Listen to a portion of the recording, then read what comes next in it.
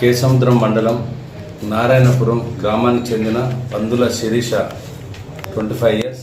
ఈమె ఉపేందర్ అనే వ్యక్తిని లవ్ మ్యారేజ్ చేసుకున్నది. 6 సంవత్సరాల క్రితం లవ్ మ్యారేజ్ చేసుకున్నది.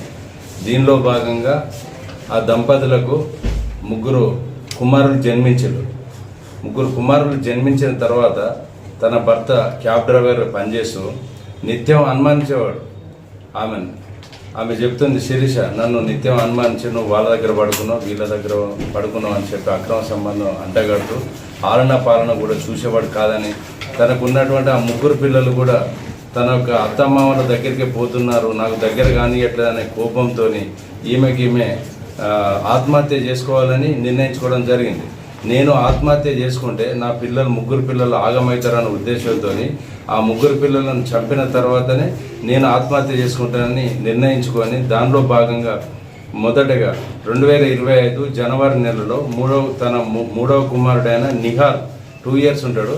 అతన్ని మొదటగా చంపాలన్న ఉద్దేశంతో జనవరి నెలలో వాళ్ళ ఇంటి దగ్గరలో గల నీటి సంపు లోపల ముంచి ఊపిరాడకుండా చేసి చంపింది. తర్వాత మన సెప్టెంబర్ 24వ తారీఖు నాడు తన మొదటి కుమారుడైన మనీష్ కుమార్ 5 ఇయర్స్ ఉంటాయి.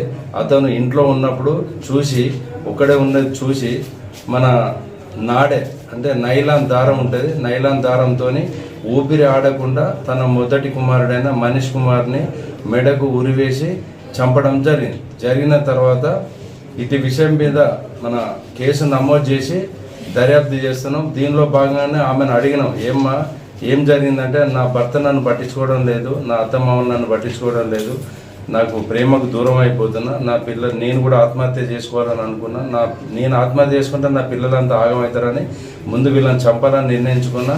మరి మొదటి కుమార్ని ఎప్పుడు చంపినామమ్మా అంటే మన జనవరి నెలలో చంపినాన్ని ఒప్పుకోవడం జరిగింది. తన యొక్క మొదటి కుమార్ని మొన్న 24వ తారీఖు నాడు సెప్టెంబర్ నాడు ఉరిపెట్టి చంపినని ఒప్పుకోవడం జరిగింది. దానిలో భాగంగానే శిరీషని అరెస్ట్ చేసి ఈరోజు రిమాండ్ పంపించడం జరుగుతుంది. కోర్టులో హాజరుపరుస్తాం. Thank you.